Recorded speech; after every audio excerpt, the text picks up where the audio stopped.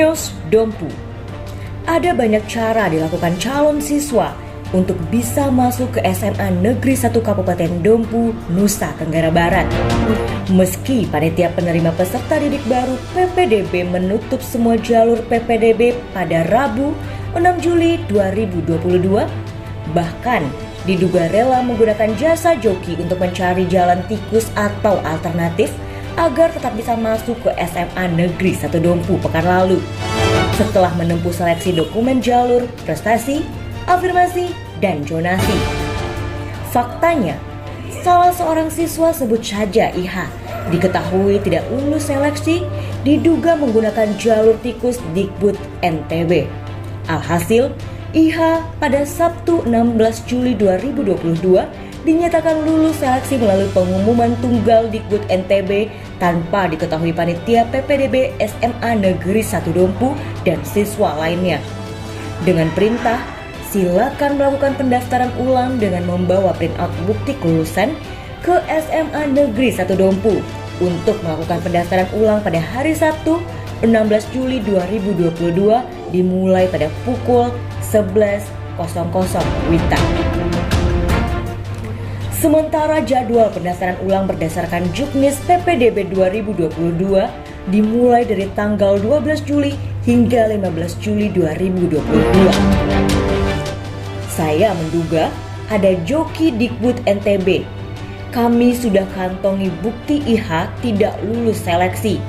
Tapi mengapa IH kembali dinyatakan lulus setelah pendaftaran ulang siswa berakhir tanggal 15 Juli 2022?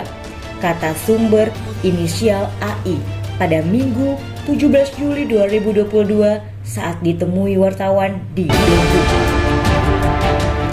Padahal diketahui panitia PPDB SMA Negeri 1 Dompu tidak dapat melakukan verifikasi berkas pendaftaran sejak tanggal 11 Juli 2022.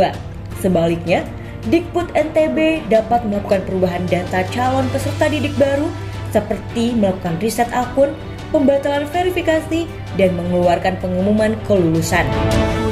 Yang kami sayangkan mengapa Dikbud NTB mengeluarkan pengumuman tunggal untuk IH setelah tanggal pendaftaran ulang berakhir, tanya AI. AI menambahkan, diduga Dikbud NTB menerbitkan pengumuman di akun calon peserta didik baru pada tanggal 16 Juli 2022. Sementara calon peserta didik baru lainnya Dikbud NTB menerbitkan pengumuman di akun masing-masing calon peserta didik baru berjumlah 186 orang untuk jalur zonasi secara serentak pada tanggal 11 Juli 2022. Itu artinya diduga IH penumpang gelap yang menempuh jalur tikus di gerbong zonasi, kata AI. Kasek SMA Negeri 1 Dompu Muhammad Ihsan SPD di ruang kerjanya Senin 18 Juli 2022 mengatakan, saya belum dapat laporan kalau ada pengumuman susulan di tanggal 16 Juli 2022. Ihsan mengaku hanya mengetahui ada pengumuman jalur zonasi tanggal 11 Juli 2022. Saya tidak tahu ada pengumuman di luar tanggal 11 Juli 2022. Intinya, kami loyal itu kayaknya gimana ya bahasa saya, terang Ihsan. Lanjut Ihsan, sejauh ini kami belum menerima berkas pendaftaran ulang calon peserta didik baru jalur zonasi di luar 186 orang, apalagi IH. Kami konfirmasi dulu ya dengan Dikbud NTB, saya juga belum dapat laporan. Sekali lagi, saya baru tahu dan hari ini saya segera menghadap KCD Dompu Dikbud NTB. Hari ini saya menghadap, terang Ihsan. Terpisah Kepala Cabang Dinas Pendidikan dan Kebudayaan KCD Dikbud Kabupaten Dompu, Syarifuddin SPD di ruang kerjanya Rabu 20 Juli 2022 mengatakan soal pengumuman tunggal siswa inisial IH itu tidak ada masalah. Pengumuman tanggal 16 itu murni keputusan Dikbud Provinsi dan tidak ada masalah, terang Syafruddin. Tanggal 16 Dikbud umumkan lagi 2 orang. Kira-kira. itu bisa dibenarkan? Nah, sebenarnya harus tanya pertanyaan. Oh, kenapa? Ya. Nah, masalahnya tentang yang dipertanyakan oleh teman-teman, apakah bisa Kadis memperpanjang walaupun ada perlakuan khusus, nah, untuk SMA 1. Nah, keputusan ini adalah kan keputusan Kadis. Ya, bisa tidak bisanya ya beliaulah yang menentukan. Dan menurut saya tidak ada persoalan untuk itu. Saya sempat berbincang-bincang di dunia sebelah bahwa kenapa ada perpanjangan, kenapa ada ini. Nah, sebenarnya tujuannya untuk memberikan peluang kepada sekolah-sekolah yang masih kurang kuota agar siswa itu bisa memilih dengan benar, dengan hati yang sejuk. Baik, Pak Kadis. Ya.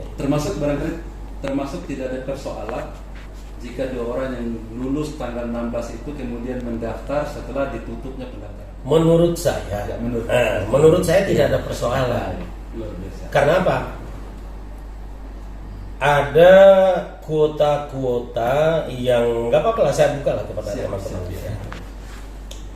Ada kuota ini kan sebenarnya ada 3 jalur, ini ada 3: prestasi dan zonasi.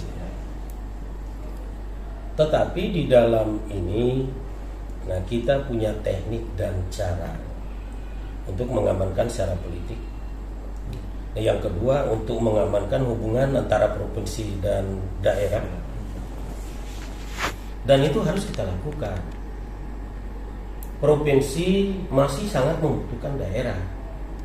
Nah, kita tahu banyak aset gedung sarana itu milik daerah di tempat di provinsi.